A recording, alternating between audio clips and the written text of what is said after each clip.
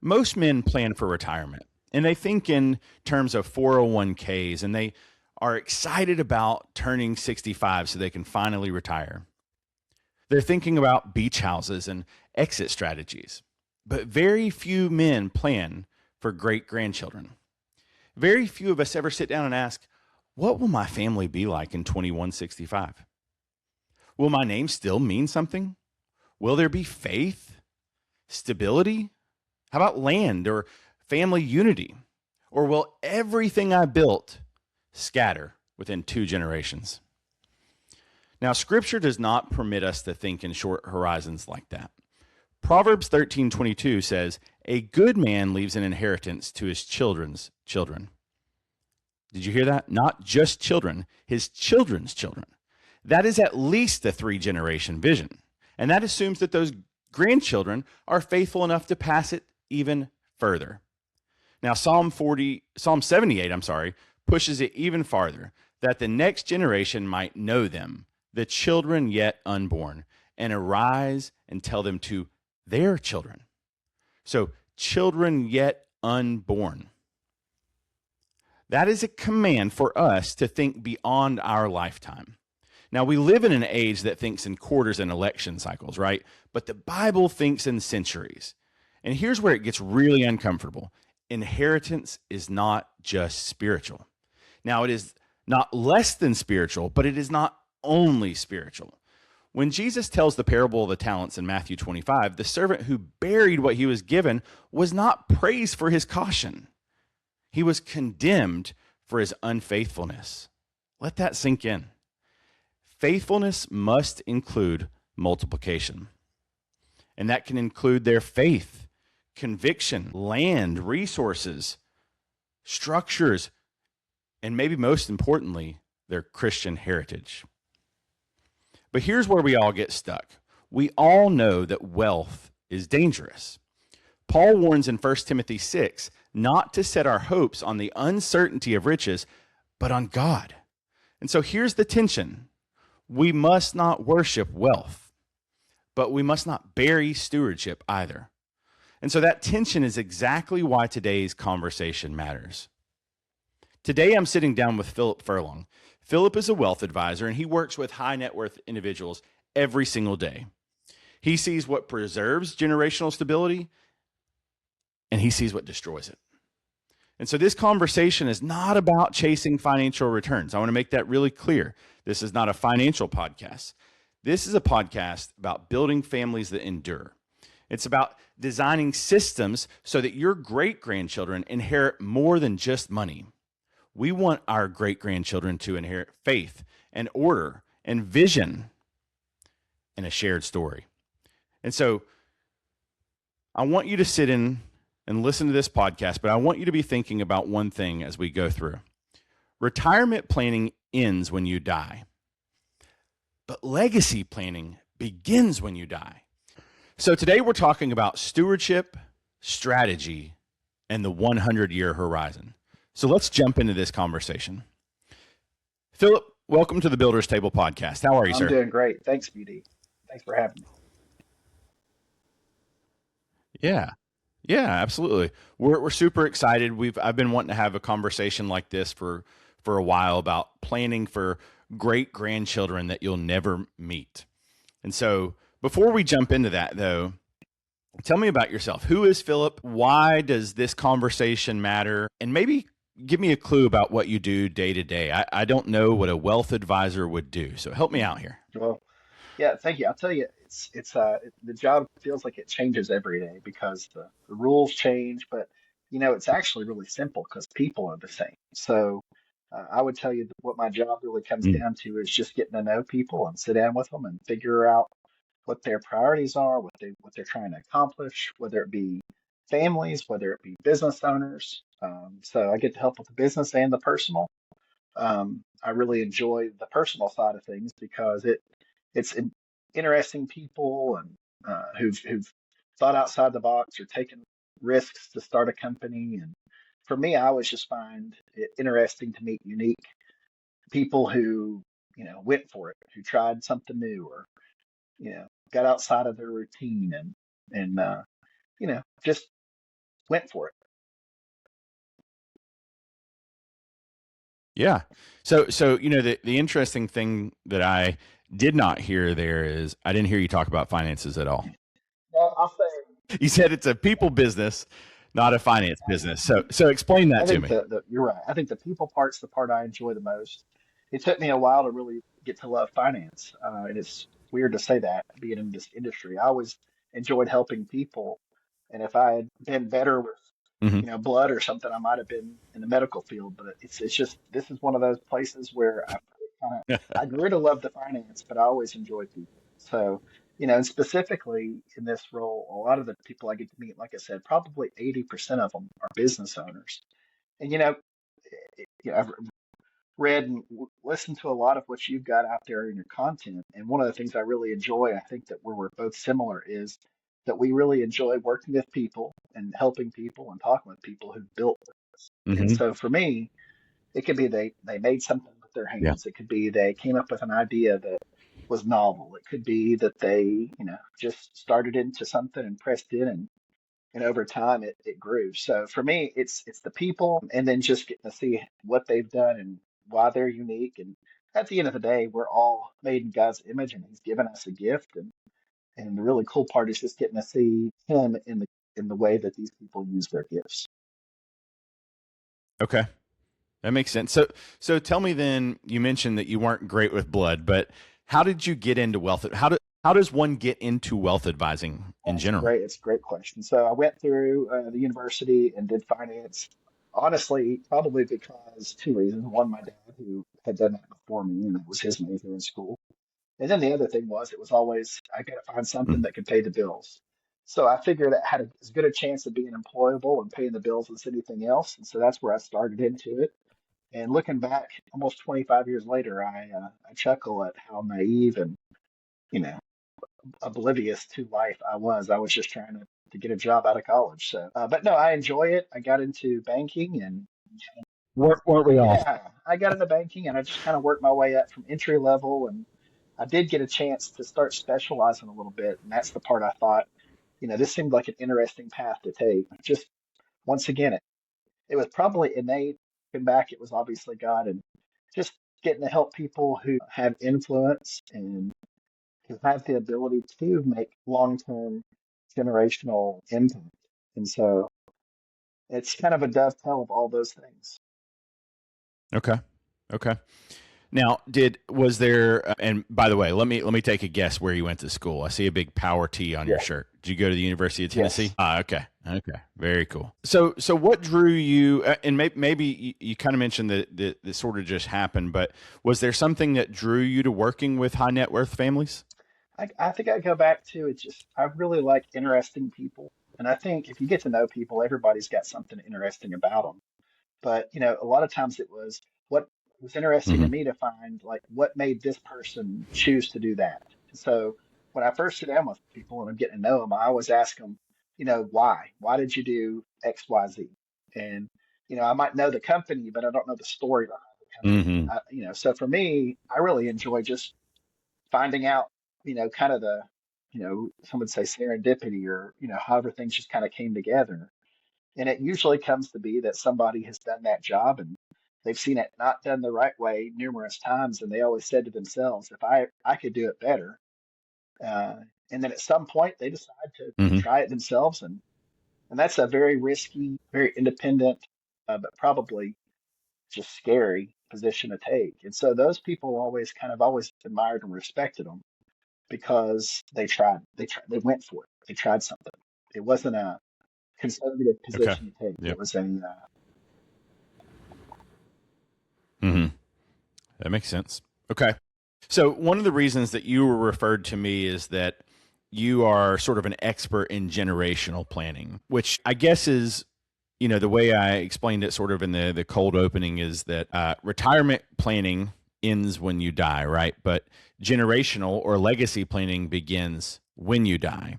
And so was there something that was there like a point in time, or was there a certain client or something that helped you understand that this is really more than just financial planning, that you're dealing with people, and it's not just about the returns. So talk to me about that. Yeah, so here's the thing I've come to find out about life, and specifically as you frame it, legacy planning. So every person is shaping some kind of legacy, Hmm. right? Every one of us is every day, the way we Hmm. live, there's a legacy, there's going to be an imprint, there's going to be an impact that is left behind. And most of the people have no idea that they're actually Hmm. doing that while they are awake, while they're alive, while they're Oh. breathing. But sometimes we do. And I think that's really what you're touching on is just having an intentionality and a purpose and realizing that the day Hmm. we have in front of us can be used, you know, it can be used for good. It can be used for long-term good. It can be impactful. It can be purposeful. And so that's really Hmm. what I think Hmm. legacy planning is. It's using your current life and all the gifts you've been given, the talents we've been given by God, and using it for His glory and thinking Hmm. outside of ourselves and thinking outside of this present moment. We don't need to get outside of this moment, but we also need to realize that we're part of a bigger story and that it's something that Hmm. can last. I think this earth is, like Ecclesiastes says, it's kind of a vapor, but I think what we do here lasts Hmm. throughout all of eternity. And so I don't know. I just think Matters. being Yeah, it intentional is a matters. big That's right. deal. So Okay. Well, something that you said there kind of made my hair stand up a little bit. You talked about some of us are alive to understand that we're building a legacy, and it made me think about the fact that we're actually all building a legacy, right? Some of us are just more mindful about it than the others. And maybe some of us are mindful about it at different points in time, right? Like, when you're young, everything seems so far off. I don't know how old you are, Philip, but I'm getting ready to turn 40, and things don't seem so far off anymore. you're 100% correct. And I'll tell Yeah. this too So, is okay. legacy can be good and bad. I don't know about you, but I've seen people in the world who Yeah. have a legacy that they're dead and gone, and what legacy they left may be hurtful. It may Mm-hmm. be one that people are trying to get away from, or admit, or just remember or forget. But my point is, when I said everybody alive is shaping some sort of a legacy, every single day what we do matters, and it's gonna be here. Our Yeah. reputation, for good or for bad, are going to be here even after our body is gone. So our impact will carry on. Mm-hmm. That's great. Okay, so I'm going to jump in with our first segment here, and I want to talk about time horizon. So when you're talking to your clients, and I'm sure that there's multiple meetings before you actually even get into this. I don't know. You can tell me maybe your approach, but how do you discuss? How do you move from conversations about financial planning and returns and investments and bonds or stocks to more of a conversation about what's the legacy that you're trying to build? And I want to help you get there. Like, how do you do that? Yeah, that's a great question. And back to that time horizon piece you just laid out, I think the sad thing is, I think the average person, and even most of my clients, I think we're so conditioned to think about the here and the now. So the time horizon most families are working with and thinking in are probably Mm-hmm. 2 to 5 years. It's that we can only see just a Mm. little bit ahead of us, and so we tend to think of everything in those terms because we can't. There's just so much of the future that's foggy, and so we just think in a shorter span. And I see it get the attention span, the time horizon, whatever we want to call it. I feel like it's getting a little closer. The more volatile and uncertain life is, the Mm. Internet of Things. I mean, attention spans Mm. are getting shorter, and everything's becoming, especially here in the USA, it's e-commerce. You push a button, and a day or two later, you've got it on your front doorstep. So, I just feel like it's kind of working against us, this idea of long-term multi-generational legacy planning. But that doesn't give us an excuse to not think like the Bible commands, which is to, like you just said a moment ago, I mean, just thinking about Right. our great grandchildren and beyond. Yeah, that's right. Children's children, right? Yeah. So is it, and maybe I'm just a little bit ignorant on this, but is generational planning fairly rare in your industry? Or like when you have these conversations, are people confused because you're talking about that, or is it a normal conversation? No, I think it always starts out. I always start off with families just trying to understand their current priorities, and that's kind of that 2 to 5 year window. I call that kind of the current. Um, and then once Okay. we've kind of established what those priorities are, I always try to figure out the person who I'm talking to and what makes them tick. Are they a believer? Are they Hmm. not a believer? What do they value? I think a lot of times you can learn a lot about somebody by just understanding their attitude and their values, how they see the world. Um, you know, and so that's really where I Hmm. start. And there are clients who kind of get it. I would say that at this point, multi-generational thinking is probably about 2% of the people in America. Unfortunately, I think it really is that low. I Yeah. think most folks are probably thinking about their kids, and if they are already a grandparent, they do have the idea or the mind of the grandkids just because they might see them, at grandma or grandpa's house or Hmm. Christmas or whatever. So for me, I think most people are still in. It's not a long term, long distant 100-year plan. I think they're still just kind of in the moment. Okay. So, and you said that maybe 2% of Americans, and it sounded like you're just kind of saying that, but is that the same for your clients, or because they're high net worth, do they think about it more? If someone has a significant amount, I think they do think about it more. And I think, unfortunately, it's probably more like Okay. trying to think about things like, you know, complex estate planning and how to get it out of their estate and push it off into future Hmm. generations. It's not always for the reasons it probably should be. The reasons, that they're trying to make long lasting multi generational impact. A lot of times it's tax planning, it's estate planning, it's very financial. But what you're talking about, what I enjoy is Hmm. looking at it outside of just the financial. Like how can we make an impact and how can we improve the lives and really point people to Christ in the long run? How can we be focused on God's kingdom in Yeah. today's times? Yeah.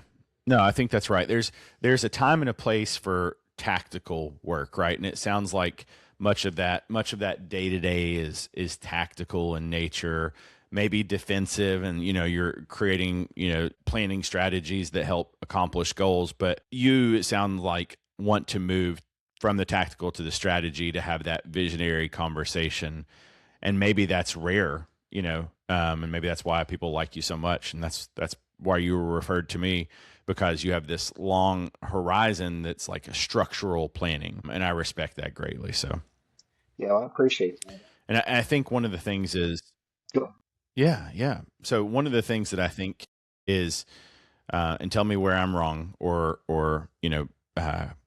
carry the conversation forth here, but a lot of us think in 30-year timelines, right? 30-year mortgage. I got 30 years left until I retire.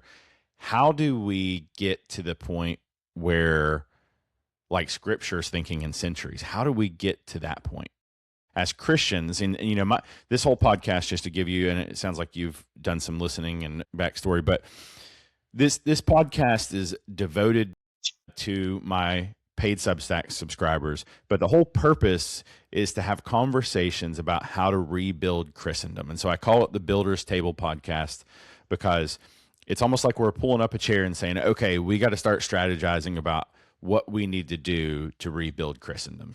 Going back to the question, how do we get to the 100-year horizon when we're all so focused on 30 years, or, you know,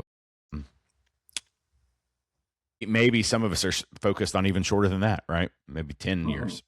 Well, I can't speak to everybody in society, but I will speak to you as a Christian brother, and I'm sure, like you said, some of your subscribers there are probably Christians just like us. I think I'm going to speak to us first. I think we don't have the luxury of, do we want to do this or not? I think if we're really reading the word for what it says, it Hmm. commands us to think long term. It commands us to think outside of ourselves Hmm. because we're supposed to be focused on his kingdom and his glory and advancing that.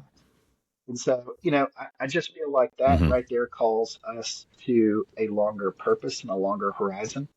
So that's where I Hmm. start. Not every family I talk to is going to have some of those values, and I'm certainly not, as much as I want to pray for, and I do pray for clients. I think the main thing is, you really do need to be in any way you can using your talents, using your voice to help others, but remembering them and calling them to the commandment that is what you just read off is that Proverbs 13:22, which calls us to, says a good person leaves an inheritance for their children's children. And like you said, I don't think it's necessarily just Hmm. a financial inheritance. It's a values. It's what we hold dear. It's what our priorities are. It's what matters. It's what's going to leave an impact. Yeah, I call it Christian heritage, and I know I'm not the only. It's not like I coined that, but really, what we're trying to pass on is that Christian heritage, that Protestant work ethic that says this is what we believe, this is why we believe it, and we're going to work towards it. And so, certainly, as a person in the financial industry, I'm assuming that not all your clients are Christians, right? Or do you have the ability?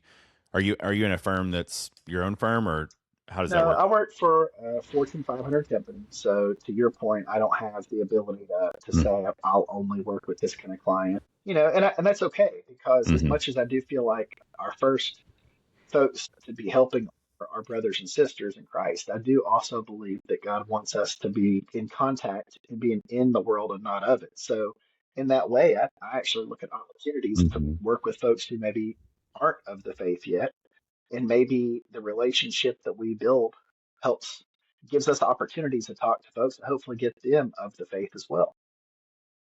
Okay. Okay.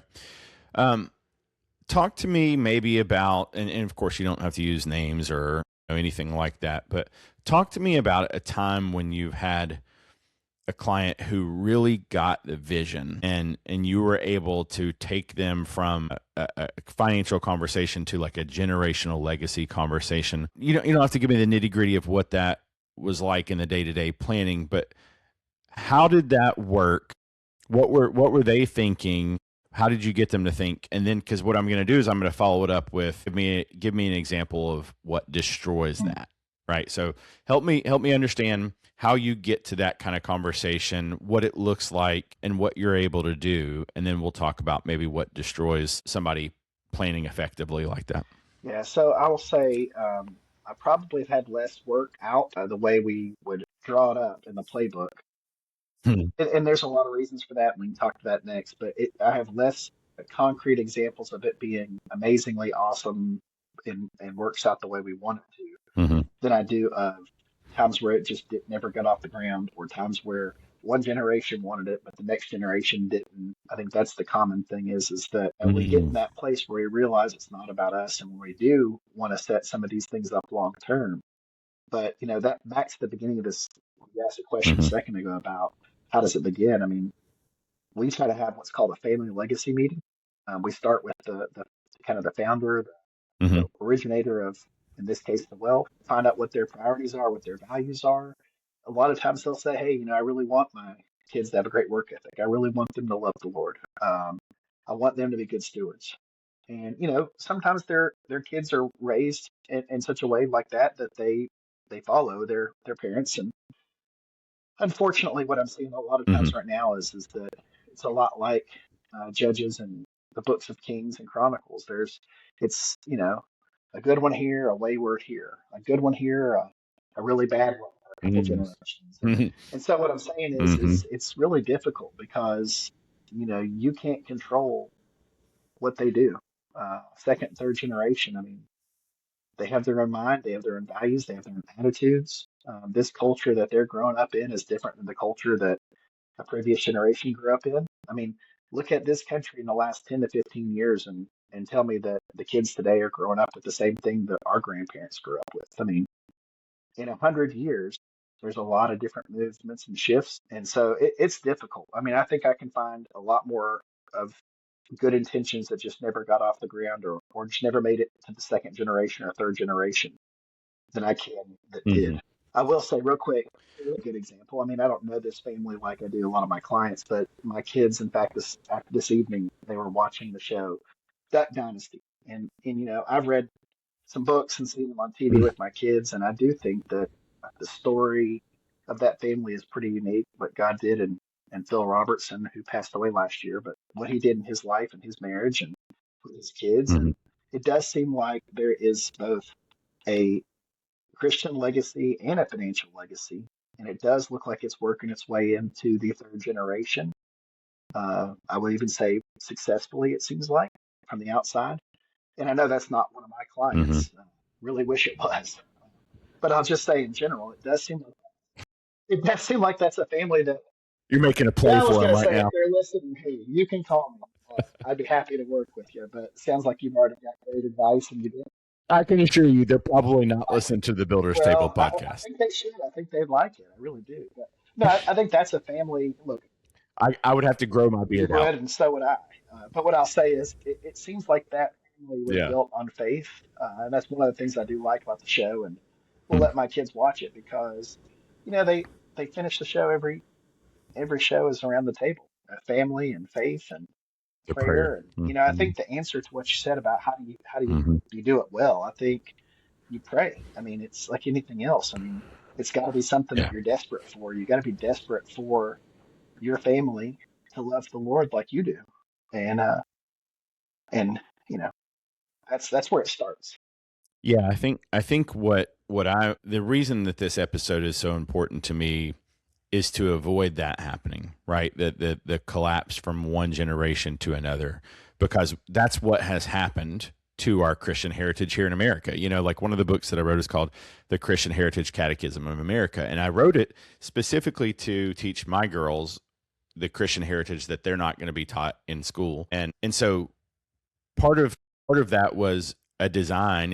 I'm not a high net worth individual or anything like that, but I want to pass down that legacy. And so that's sort of why I was asking, not because I need a good story, but you're right. The Robertsons seem to be a great story. That's also just a great story of redemption too. When Phil talks about his past and some of the things that he did, and then how the Lord saved him, and he took it as his calling every day to pour into that family and to try to make up for the time that was lost. So I can appreciate what you're saying there. It's a good show. It's a good story. So maybe playing on that same theme, what is a pattern that you've seen that almost guarantees Hmm. collapse from one generation to Yeah. another? So this is going to sound, for all of us believers, it's going to sound like common sense, but for the world, it's really not. I mean, obviously God is the one who gives us the ability to become wealthy, right? Like, so that's something that for me Mm-hmm. has always Mm-hmm. been, I try to remember that myself. It's just that it's not me who created this financial, great, wonderful financial plan or wealth or whatever. It was God who did it. He put me in the opportunity. He gave me the ability.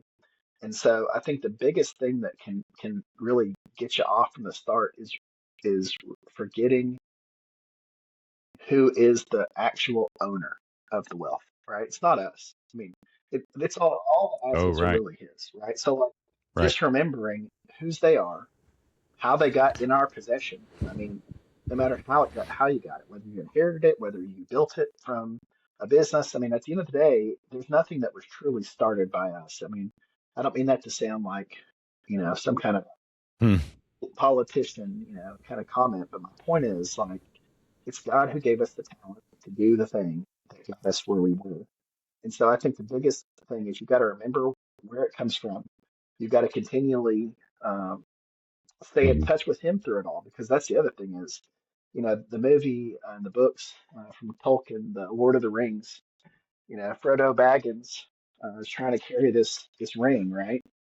And whoever gets the ring turns into Hmm. something that's really not good. And I think, greed is something, especially working about finance, Hmm. financial money, inheritance, wealth, that kind of stuff. Like I've seen a lot of families, it just destroy them because it's not even about the dollars. It's about what's inside of them and what it does when they have Hmm. the precious, as the books and the movie kind of talk to. So I would tell you, I think one, the biggest thing is don't forget where it came from. Don't forget whose it is.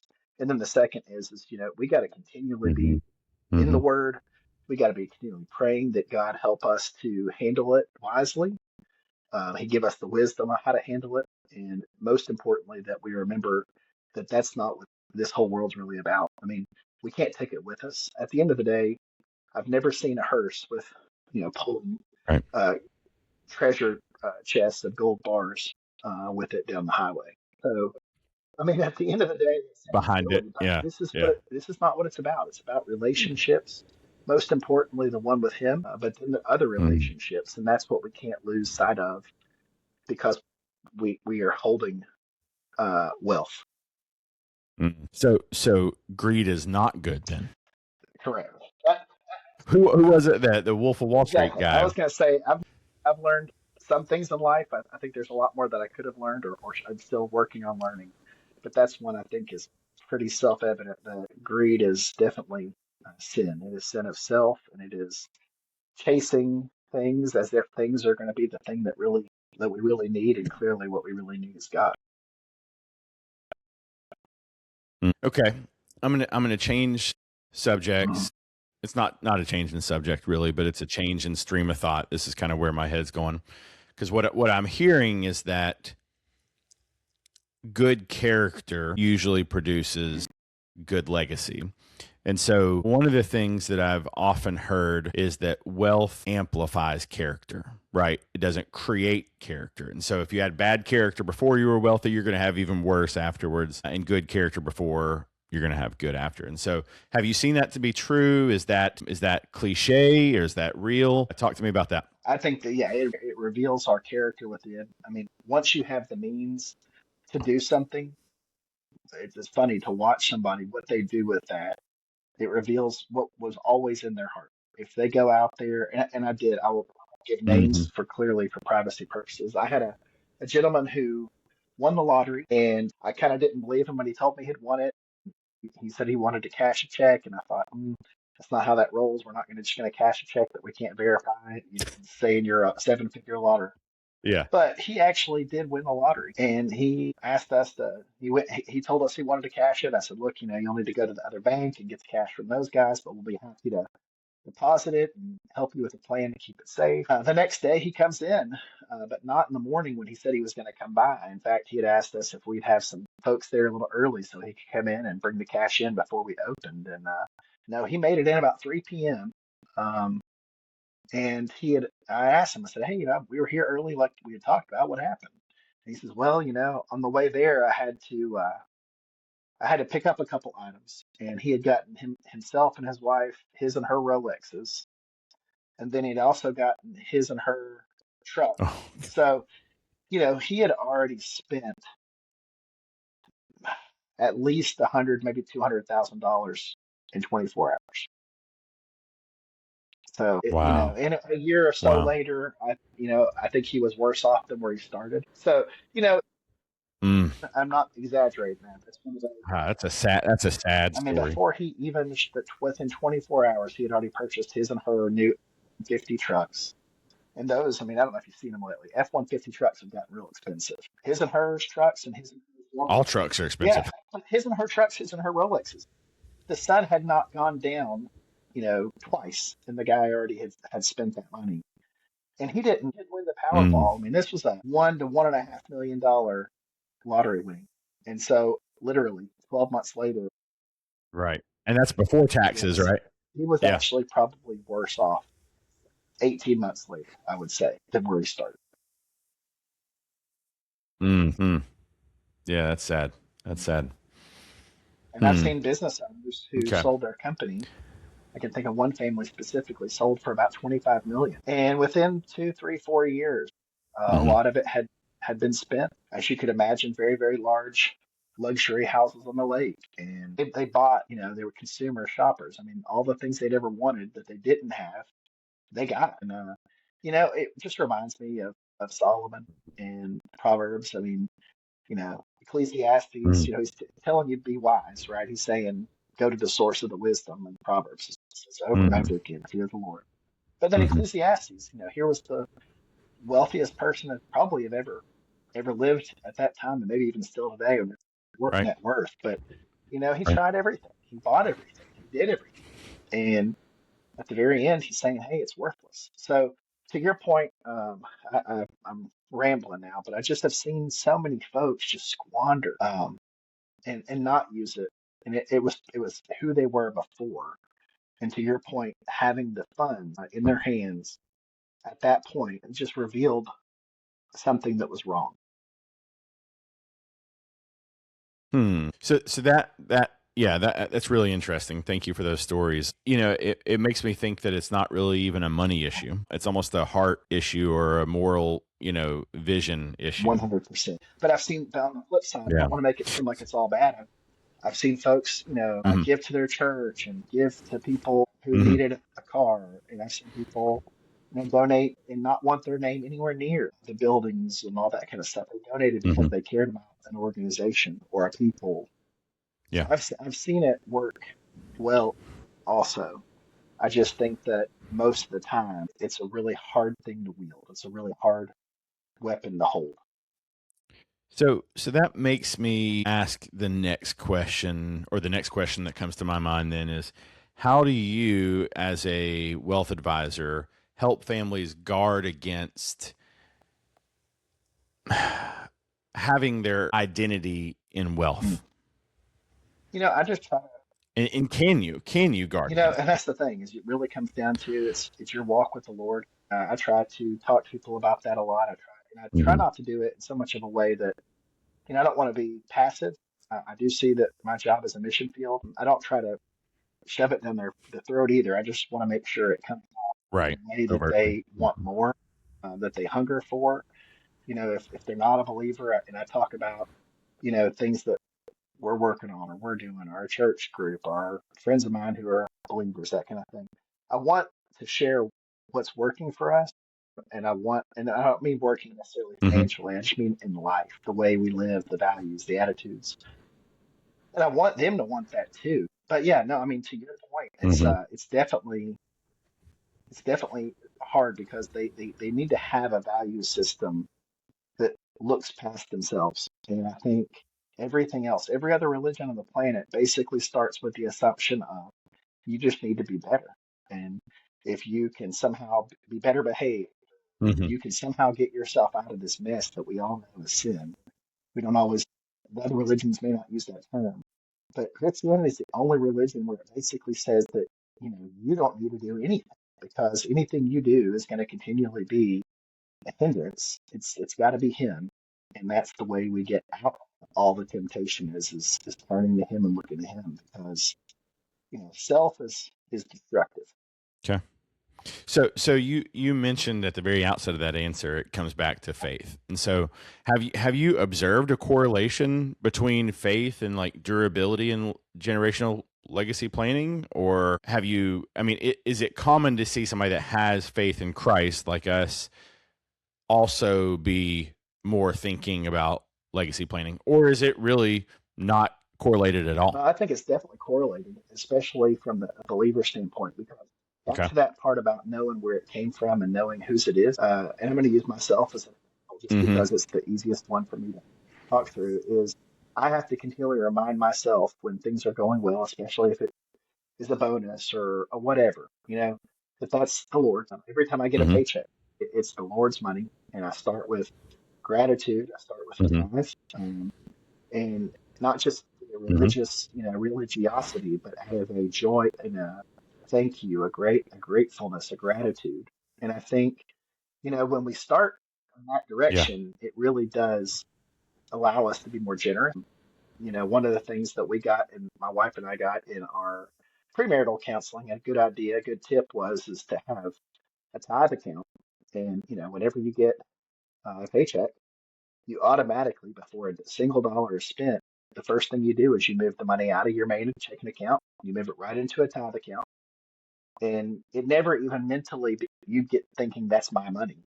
It comes in, it goes straight to the other account Okay. to be given away to God's kingdom, and that has been really powerful for us Mm-hmm. because it allows us to. It's God's money. It's what He's done. We pray on it, and if we feel very Mm-hmm. called to that he's asking us to give that, especially if and sometimes he does. It makes it very clear where he wants it to go. You give with joy, and so that's what I'm saying with believers.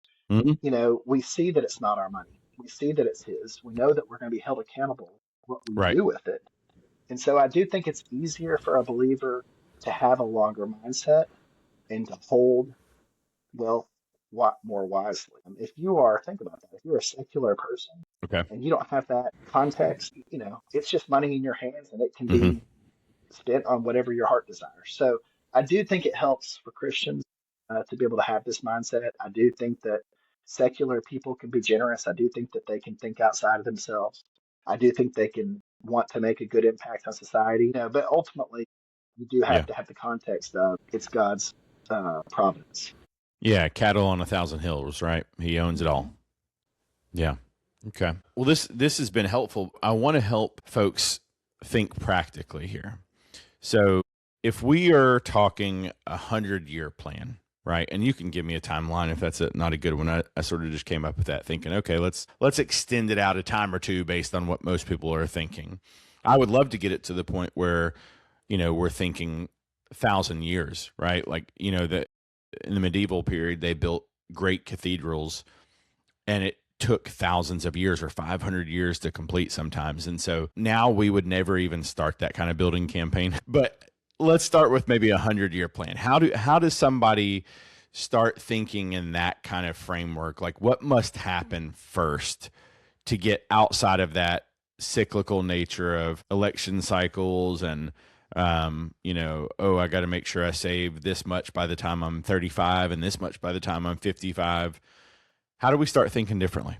Yeah, Have you seen that to be something that you could give yeah. me insight Well, on? I go back to the place where we started on was it's got to be prayer. It's got to be faith and prayer. I think a lot of Mm, us, walk with the Lord and asking Him where the opportunities are. I mean, He gives us passions. He gives us things that we are naturally good at. Hopefully, that's what our career is, and we're doing those things. If not, mhm, find out mhm, what that thing is and go in that direction. But I do think that it starts very small. And that's the other thing I'll say too is like if someone were asking me today, you've seen people do it well, become successful financially.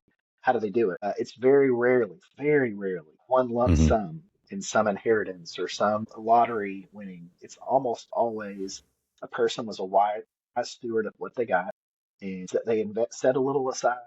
I would mhm, tell you, people think in savings, in terms of savings, I would tell you, you have to switch that mindset mhm, to investing. And just like we invest in people, we invest in mhm, our sports teams, we invest in the stock market or whatever, but it really is carving something off and investing it in something that's going to grow. And I think it's a discipline and a habit that's created. And over time, I think the secret to any success financially is over time, right? The time horizon. You mentioned 100 years. I think mm. if we think about 100 years and we start thinking past our lifetimes, it's really, I mean, Yeah. it really snowballs into a big thing if it's handled with wise stewardship. Hmm. Yeah. A wise person once told me it's not timing of the market, it's time in the Mhm, market. Right. So, it's just one of those things that compound interest, right? mhm. So, you said something though that's really interesting. You said we got to switch our mindset from saving to Mhm. investing. And I've never heard that before because saving is a good thing, right? But what you're saying is investing is better. Yes. So, if you're, Is that yes. right? So here's an Okay. example. A CD. These days, what you might get two, three, maybe. I don't Hmm. even know that 4% still out there right now, realistically, with the interest rates going down. But 2 or 3% at best, you're getting keeping up with inflation.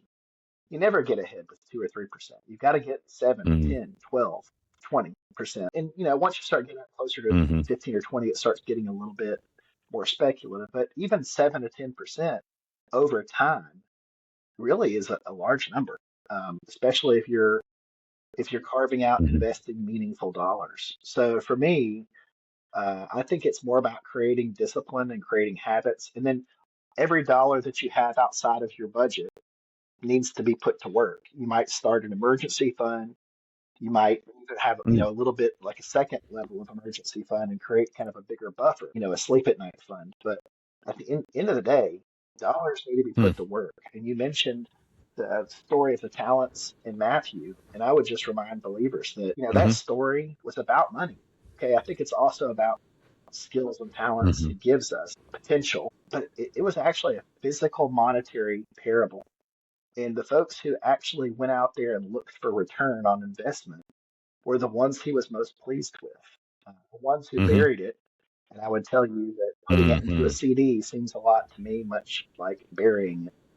I'm not throwing down on CDs. I'm just saying if you're getting 2% Mm. out of it, I mean, he said the guy who literally buried it, he said, you could have gotten some more money from the bank. That's a CD. Okay. But even that, he was kind of looking down on that Mm, because they weren't going after a bigger return. And I think he's talking about impact. It's not just literal finances, but it's impact in life, hmm right? He's given us talents and skills. He's given us passions. He's given us acumen, ability, and he wants us to get a return on that investment for his kingdom. hmm Mm, that's strong. Yeah, that's a great point. So modern day saving would be burying Yes. it.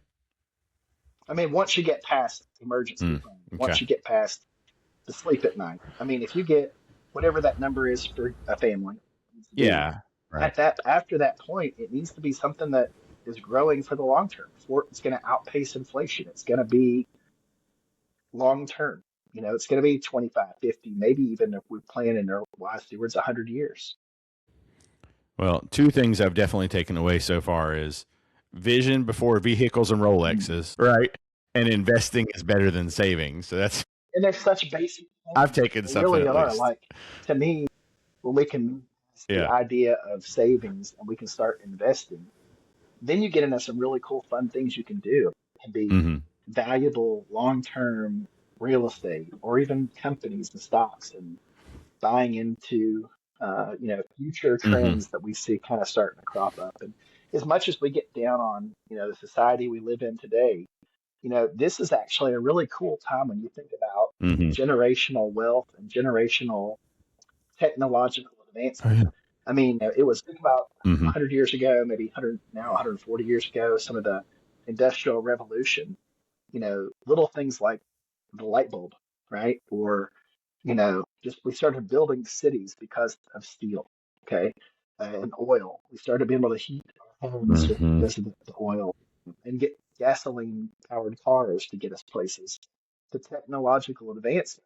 hmm We're in a hmm time where we're seeing what they saw every 100 years advancement. We're seeing it every 5 years. I mean, 5 years ago, it would have been crazy Yeah. to think about some of the things we're seeing right now. We're having this talk about AI. I would tell you Okay. past AI, look at quantum computing Yeah.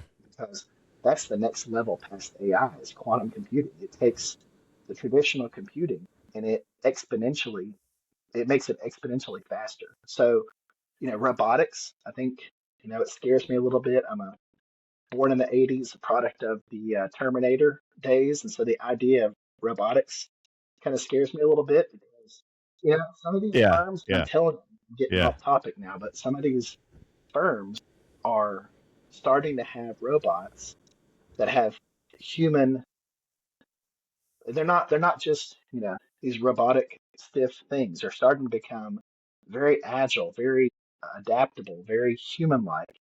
And these companies are starting, defense contracting hmm companies are starting to figure out how to drop robots into battle. And if that doesn't scare you, I don't know what to tell you. But from a business standpoint, I mean, right now, as an As long as they're on our well, side. right, but here's the thing. I go back now, I'm going back to my financial geekiness, but these are technologies and technological leaps forward that are happening so fast. Right Yeah. here, we've got 50 years worth of Yeah. technology, and it's happening within the next 2 to 5 years. So, it's a great time for investing into Wow. things that will exponentially grow. And that's really cool to me because if it exponentially grows, and if you've done your homework and research and you invested well, it's even easier to build legacy with wealth. Mm. Okay. That's really cool. Let me ask a couple of hard questions. I know we're nearing an hour, so I don't want to hog your time because I know tomorrow's Monday morning and we all got work again. But let's let me ask a couple of questions. How do you guard against second or third generation entitlement? So I, You mentioned at the outset that you've seen that some. I've seen that just in life. How do you guard against that next generation having entitlement if they've received an inheritance? yeah, I actually think that's the biggest risk is entitlement. In the USA, we've got so much of that entitlement, hmm and I'm not bashing our country. I love it as much as anybody, but I do think entitlement is kind of the thief. of a family legacy, right? Like it's part of the thing that you got to Hmm. communicate the values and you got to transmit that to the next generation. But what you're saying is what if the next generation doesn't want to work for it? What if they see the work and they go, Yeah. yeah, Or doesn't want to continue the vision. Yeah. they want to enjoy the fruits, not continuing to plant because planting is hard. Hmm. Planting and Mm. working the soil is hard, Right. right? So like once the money's been made, it's time to play, right? And the sad part is to have a Mm. multi-generational successful family legacy when it comes to not only values but also in this case wealth. I think it really is about transmitting stewardship, and I think that's the key word for it all is how do you make the second generation just as good a steward as the first, and then even harder, how do you make the third generation continue in the line of stewardship? And I think the answer to that is it's got to be God. I don't think we as humans, every year I get older, the more I realize I have less and less control of myself, much less some other human.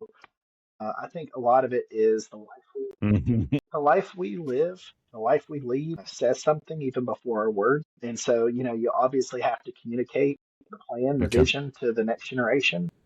And here's the thing that's going to sound very maybe controversial is as much as I do feel like I want my kids to carry on whatever legacy I start, if they don't want it, if they want to squander it, if they don't want to work for it, I do think there's a time and a place where maybe it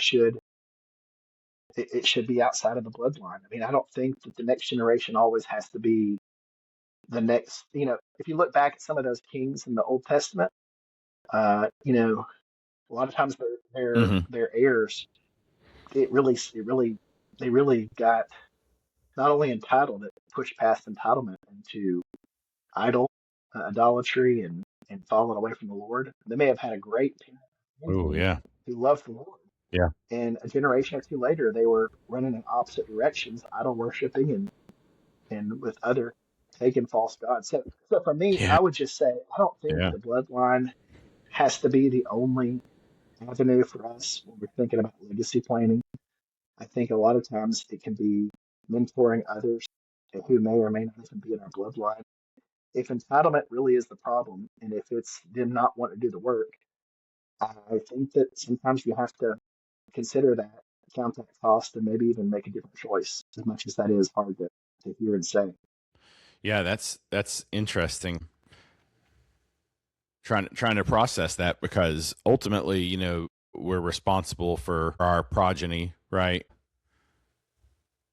And it says your children's children. But I think what you're saying is if you know for a fact that that child is going to squander it, you kind of got to put some things in place. And are there trusts for that kind of thing where you can like put it in place and there's an executor or administrator or something like that? Yeah, there are. Or a trustee, I There are guess, maybe? trusts for those kinds of things. That's exactly one of the main reasons why trust exists. We always say it's your predators and creditors. You're trying to protect against predators and creditors. But sometimes the predator is themselves, right? If it's a spendthrift, if a person is going to go blow it on their new trucks and Rolexes, I mean, that can, Mm-hmm. or in this case, I see a lot of substance Mm. abuse. If them getting wealth and they already have a substance Mm. abuse problem, they will literally kill themselves. So, we Yeah. do advise a lot with trust, where you have a fiduciary who does follow the words, your words in a trust. It's really neat because once you pass, your trust is your words, right? You get to determine how those dollars flow, what those Mm-hmm. dollars can be used for, what they cannot be used for. I had a client who passed. His son was one of those guys that'll always find a way why today he couldn't work today because he was in construction. So today I couldn't work because it rained, Mm-hmm. right? His dad was consistently worried about this guy's Right. work ethic. And so he put it a language in his trust that said it would match dollar for dollar what this guy earned. But if he earned $0, he got zero. And so it was trying to give him a carrot to always be working. If this guy earned $100, he got paid $100 Wow. with it. So it's almost like you get a match, right? Wow. But if he found a way to say why Yeah. he couldn't get up and go work today, excuse after excuse, then And he would always get upset. But the thing is, the rules were written in that trust, and he had a powerful incentive to have a great work ethic. And this gentleman, I mean, this dad knew his son, and the son, even long after his dad died, had the incentive to keep working and earning, and still found ways and still acted years later like we wouldn't know what happened, but there was another reason why he couldn't work today. So it goes back to, Oh, right, yeah. right. So I mean, what I'll say is not every family is like that, but we want our kids to continue to try. We want our kids to continue to be productive, and I think things like trust in that situation are an effective tool. That's so the trust conversation is really, and I won't go too far into it because I know we're maybe nearing the end, but that's super interesting to me. I've been working on like a family vision planning document, like thinking 2 generations away. I want my people to know this is what I believe, right? And that's part of why I write. I'm going to be totally honest with you. I write because I may not always be articulate in the way that I talk, as you can tell here, but I want to make sure that what I believed is carried forward. And so I was thinking about it like a vision planning document about, okay, if my kids know that this is what we believed and they pass it on to their kids and they know that this is what they believed, and a trust almost has ability to have that written into it.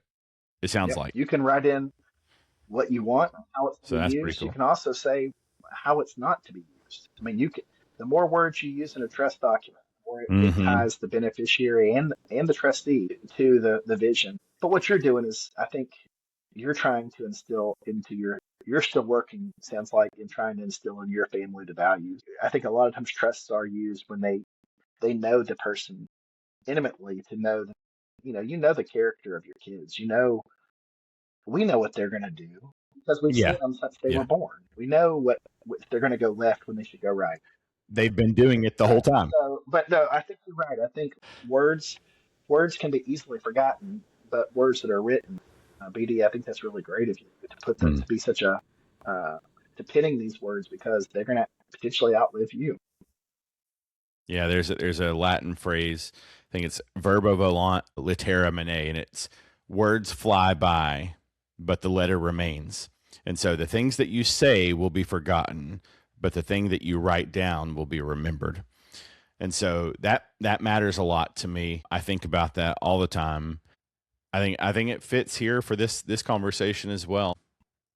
Yeah. Okay. So we're about an hour. Philip, help me close this out. Anything that I'm missing, any part of this conversation that you want to touch on that you think is important for generational planning that maybe I've not even thought to ask? No, I really enjoyed the questions you've had so far. What I'll say is this biblical legacy planning, whatever words we choose to use for this conversation, but the legacy planning piece, biblical legacy planning, Hmm. it's really just all about living faithfully to God, what He's called us to do. I mean, going back to the Word, what has He commanded us, and taking that seriously and treating the whatever He's given us and stewarding it as if it's sacred. And Hmm. this is a time in I think in the world history where we probably hold things less sacred than we ever have. We say they're sacred, but we don't actually Hmm. treat them sacredly. So what I'd say is it's all about stewardship. It's all Yeah. about making sure that you've got a plan that's of the Lord. It's His money. It's His talent in us. It's about understanding that. It's about asking Him to show us and give us His wisdom and how He wants us to do this because we don't know. Every one of us is doing our best every day to try to figure it out, but it's His plan. If it's going to be successful, it's going to work. So, um, I would say that. I would say, just continually discussion and dialogue with your people, if it's your children or if it's your whoever. There are people out there who don't have children, so it's not always a bloodline. But the main thing is whoever you're trying to pass something down to. I Yep. mean, the Old Testament was much more of an oral legacy. They passed everything down by storytelling, and I think that's one of the mistakes we make today. Is we've Hmm. got tons of social media. Everything puts it in a short amount. You got to have X number of characters or less. I think we as Christians need to be able to tell the story the way the Christians Hmm. in the Old Testament did. And some of it's by word, Some of it's sitting in the living room, talking on the couch. Some of it's writing, whether it's writing great books or podcasts, Mm-hmm. discussions. I think we've got to communicate, and that's the part that I think can be the one of the missing pieces is we can have this great thought, but if we don't take it to the next generation, if we don't communicate it properly, if we don't document it, it's lost, and it's just another one of those great thoughts that never got off the ground. Mm-hmm. It's good. Philip, one of the things that you said was about stewardship. And I think this is a perfect way. If your heart and mind is clear, I think I'm going to close it out because you said something that it makes a good segue. So I'll ask you: Are you good? Heart and mind's clear. Anything else you want to say? I love just being a part of the discussion. I feel good, so go for it. Awesome. Well, you said something about stewardship, and you've said that word a couple times, and I really appreciate it because I think stewardship requires intentionality. Okay.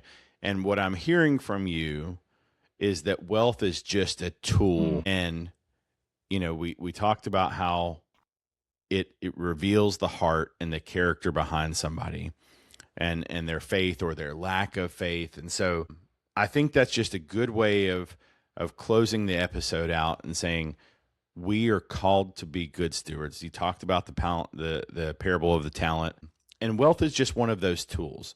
And so as builders, what I want you guys to remember as we close out this episode is that retirement planning ends when you die. Legacy planning begins when you die. So you've got to be thinking about a time horizon that is far past you. And that requires diligence, it requires intentionality, and it requires work and Mhm. effort.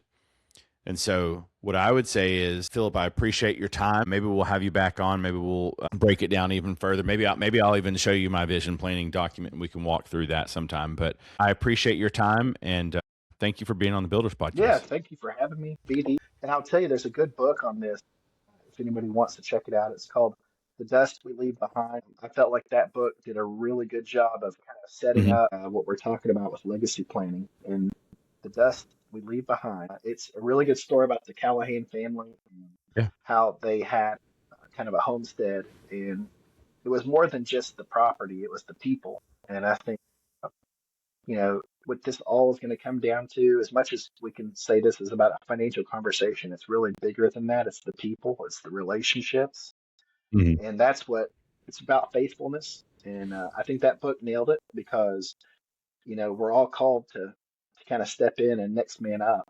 And that character, I thought the writer of that book did a great job nailing that. So, but thank you again for having me, and I hope everybody gets intentional about what their planning is, what their horizons are, what their calling is, what God's calling you to do. Be intentional. Sounds good. All right. Thank you. Thank you.